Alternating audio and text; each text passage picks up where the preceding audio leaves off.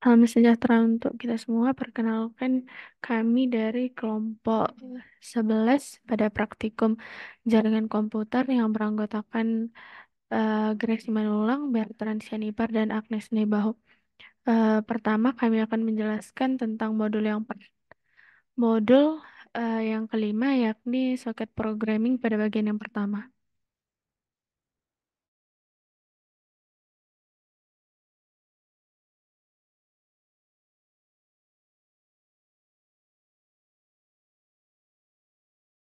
Baik, pada bagian pertama itu single client dan single server. Pada bagian ini kita akan membuat aplikasi client server sederhana menggunakan Java Socket Programming.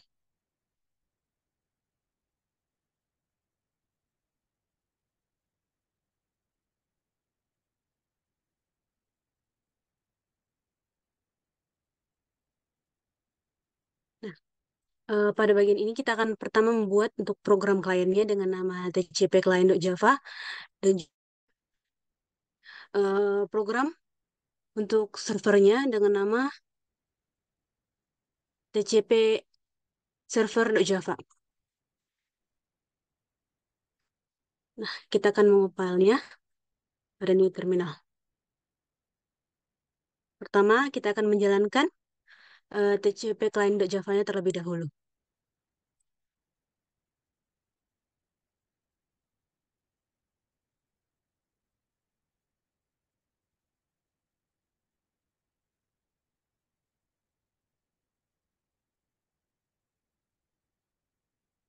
Nah, setelah ini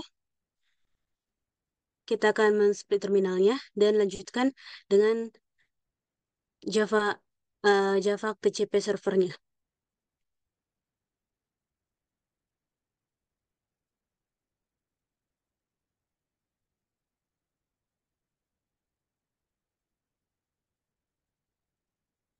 Nah, setelah itu di sini ada dibuat jalankan server dengan memberikan argumen portnya. Nah, ini dia contohnya Java TCP servernya dengan portnya ini adalah 2004.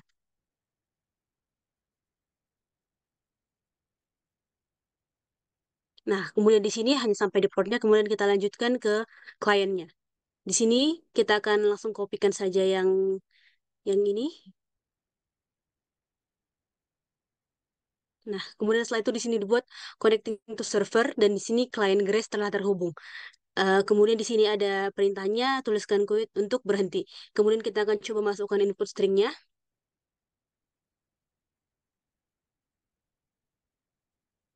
Nah, nampak di sini pesan dari Grace itu ada selamat malam. Kita coba masukkan sekali lagi input stringnya.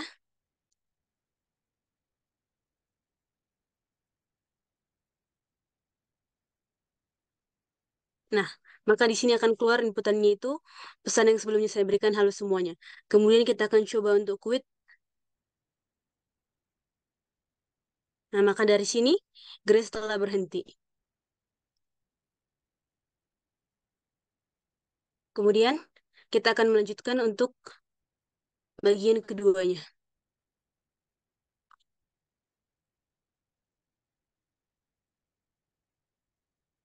Pertama-tama kita akan clear ini dulu. Yang ini juga Ctrl C untuk kemudian clear. Oke. Nah, pada bagian yang kedua ini adalah multi-client dan single server. Untuk memungkinkan server menerima koneksi dari beberapa klien pada saat yang bersamaan, kita akan melengkapi aplikasi server kita dengan thread. Nah, di sini thread-nya adalah subproses yang dapat berjalan secara mandiri tanpa menunggu proses utama masing-masing.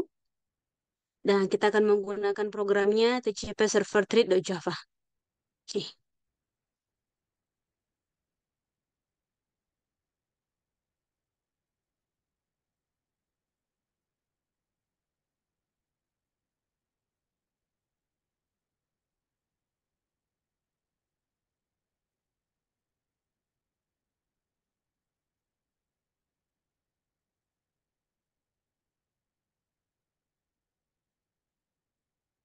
Kemudian kita akan lanjutkan menggunakan TCP client yang sebelumnya.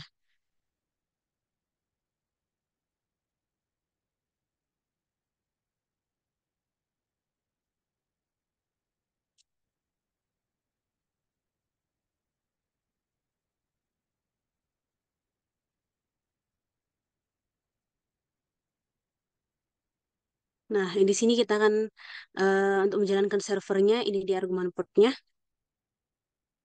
Nah, cukup sampai di portnya saja. Kemudian kita lanjutkan untuk yang ini.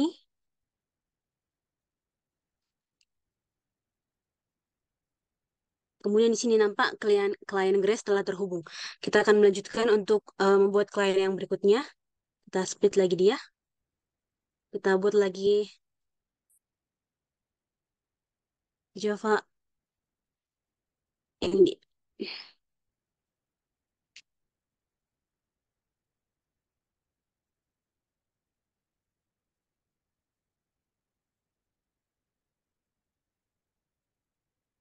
Nah, kita lanjutkan yang di sini. Ini kita ganti namanya, nama penggunanya sebagai Nah, kemudian di sini connecting to server, klien Agnes telah terhubung. Kita coba masukkan satu klien lagi.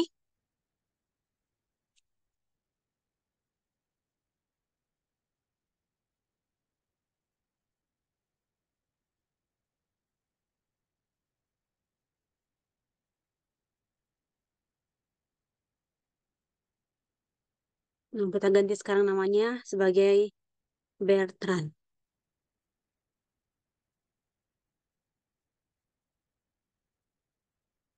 Nah, di sini ditunjukkan bahwa klien Bertrand telah terhubung. Maka kita coba masukkan inputan stringnya. Contohnya,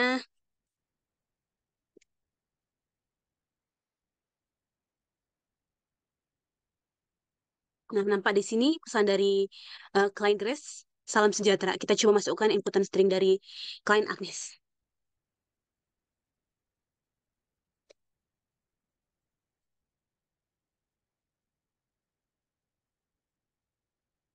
Nah, nampak di sini keluar eh, inputan stringnya dari klien Agnes. Kemudian kita akan coba untuk Bertrand. Nah, maka akan nampak di sini. Kita coba untuk memberikan inputan pada klien Grace lagi.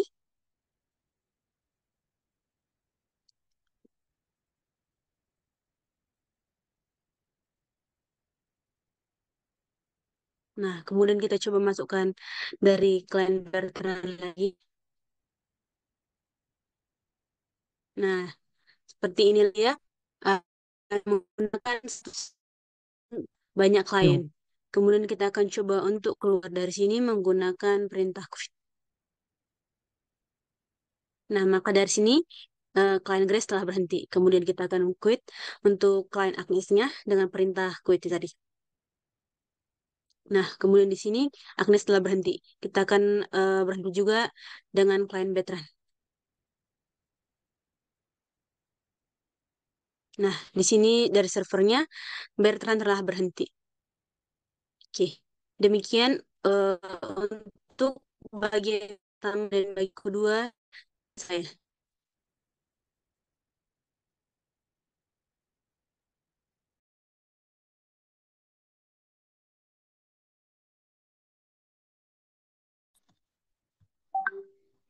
berikutnya masuk kepada bagian tugas, yaitu mengimplementasikan bagian satu dari praktikum ini dengan menggunakan soket UDP.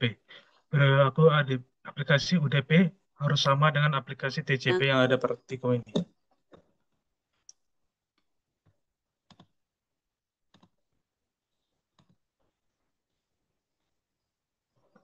Nah, berikut merupakan program UDP klien yang memungkinkan pengguna untuk mengirim pesan teks ke server menggunakan protokol UDP. Dan berikut merupakan program UDP server yang digunakan untuk menerima pesan dari klien, mengkonversi pesan eh, menjadi huruf kapital dan mengirimkannya kembali ke klien. Langsung saja kita mengcompile filenya. Pertama kita eh,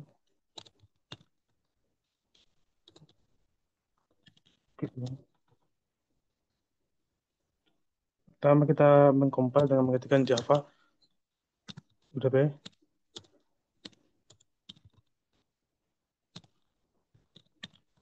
Kemudian maka akan keluar jalankan program yang memberikan parameter IP, server, port, dan nama klien. Lalu kita masuk ke mengcompile UDP servernya.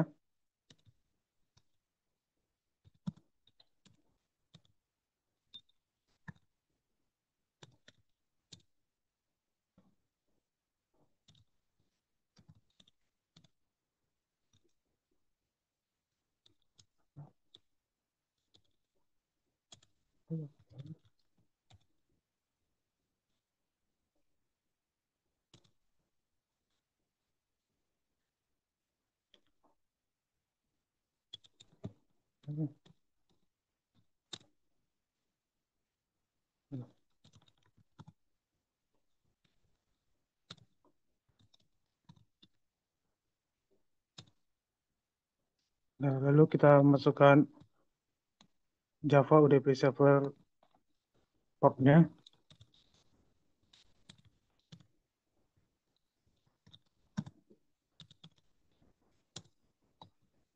Lalu kita isikan pada UDP kliennya.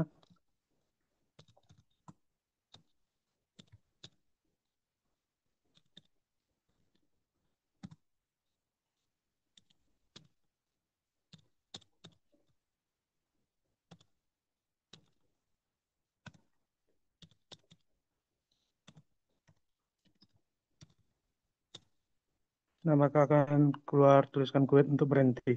Lalu kita disuruh untuk menginput string. Ini saya memasukkan uh, inputnya yaitu halo. Maka UDP server akan merespon dari UDP client yaitu halo. Lalu saya mengisi contoh yang lainnya itu Horas, maka UDP server merespon jawaban dari UDP client. Lalu di sini mengetik quit untuk maka UDP server telah berhenti.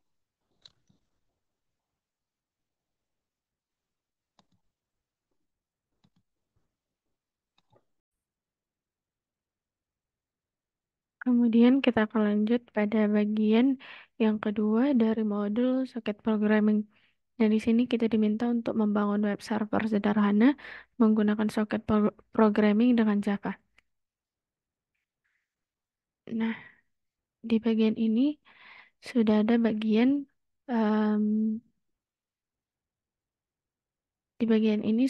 bagian web server.java. Nah, pertama kita buka dulu modulnya. Nah, di sini kita diminta untuk membuka browser ini. Nah, kalau kita buka sekarang kan eh, yang keluar itu can reach this page. Nah, kemudian kita lanjut untuk mengcompile di bagian web server.java-nya.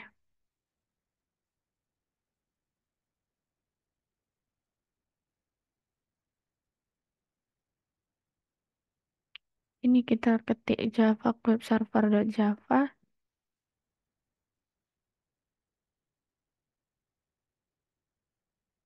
Kemudian kita ketik Java Web Server. Nah, di sini eh, programnya itu sudah berjalan. Kemudian kita buka lagi di modulnya.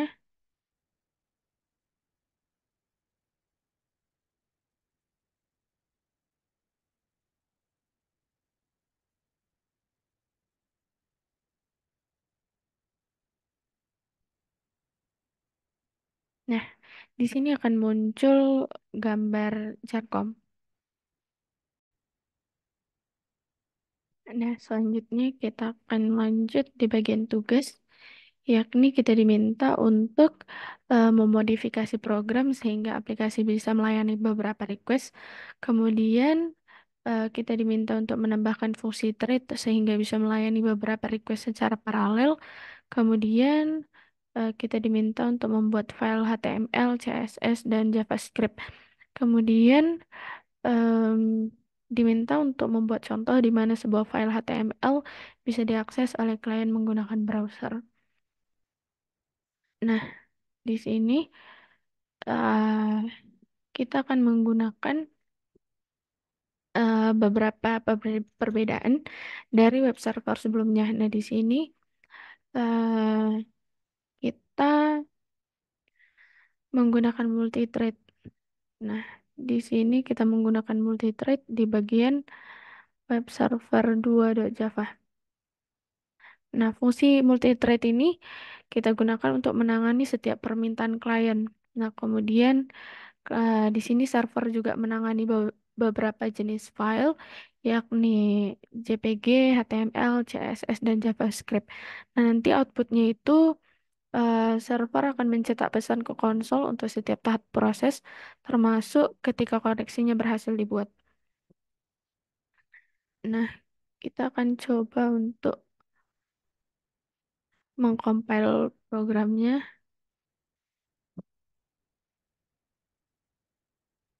Kita ketik Java Web Server 2.java, kemudian Java Web Server. Nah, di sini karena portnya sudah digunakan, kita coba ganti dengan 5501.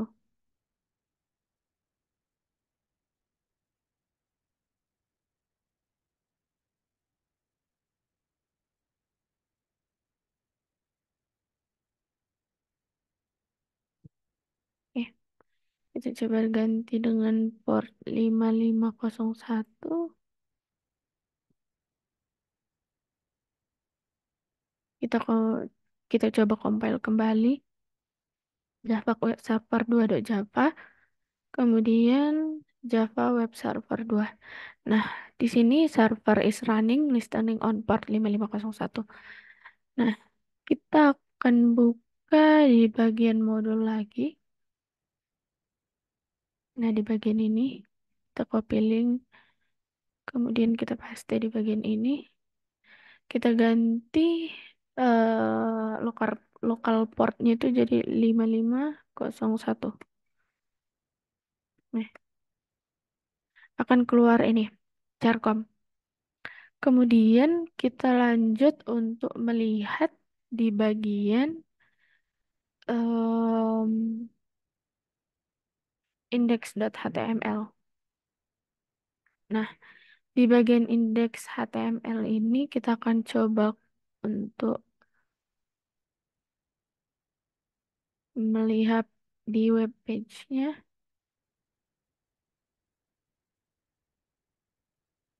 Nah, kita ganti saja ini dengan index.html.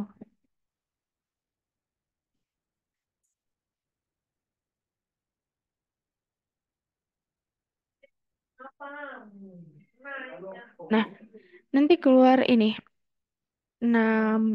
nomor, ada nama, Gracie Menulang, Bertrand Jennifer, dan Agnes Nibaho, dan juga NIM. Kemudian kalau kita klik view course itu, nanti yang keluar itu kerjakan praktikumu.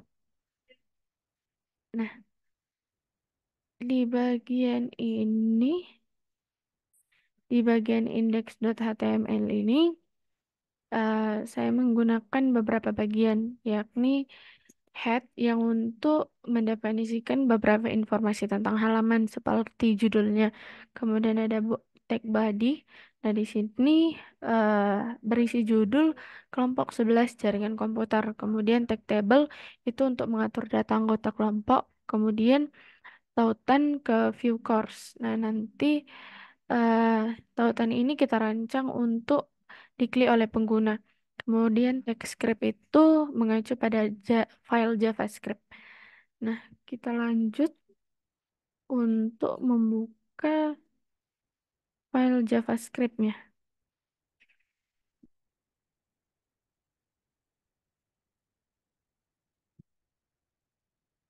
Nah, di sini kita ganti jadi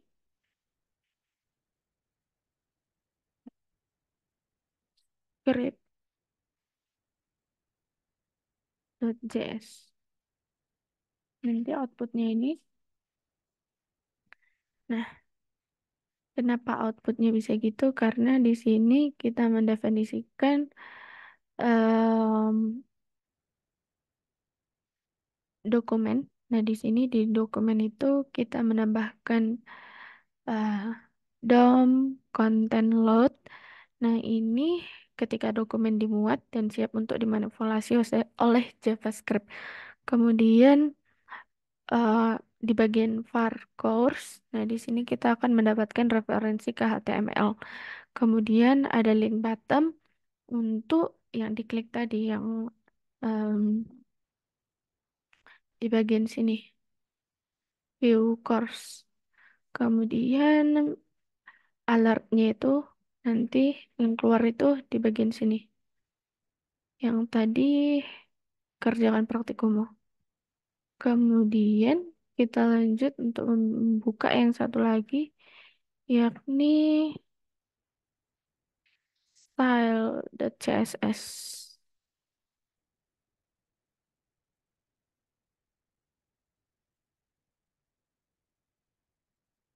Nah, nanti kalau kita buka style.css akan keluar ini.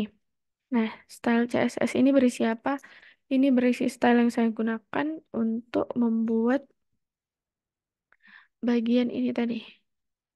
Nah, di sini saya menggunakan beberapa style, yaitu untuk judul halamannya itu saya mengatur agar terpusat secara horizontal.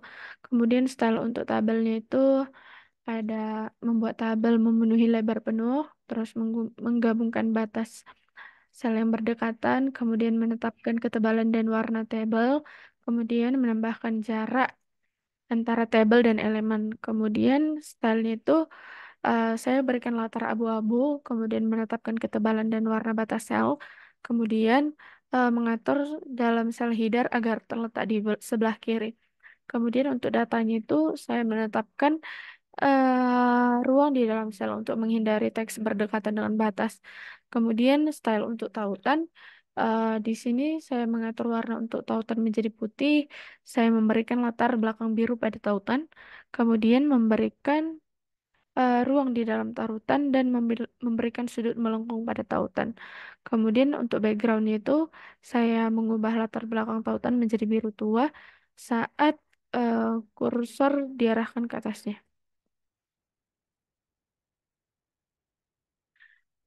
Sekian presentasi dari kelompok kami.